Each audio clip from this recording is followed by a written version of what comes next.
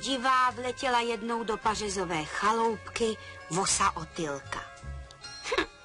Já teď nezdravím, protože je vosí rojení. A vůbec, dejte si na mě pozor.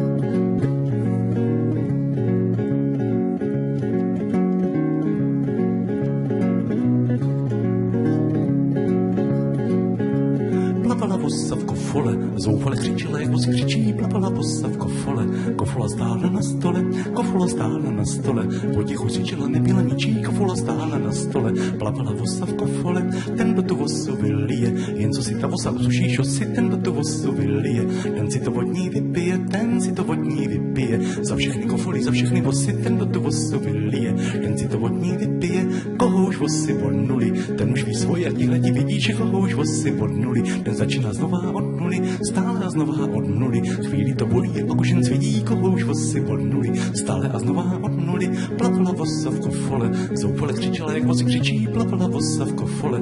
Kofola stála na stole, kofola stála na stole. Potichu křičela, nebyla ničí, kofola stála na stole.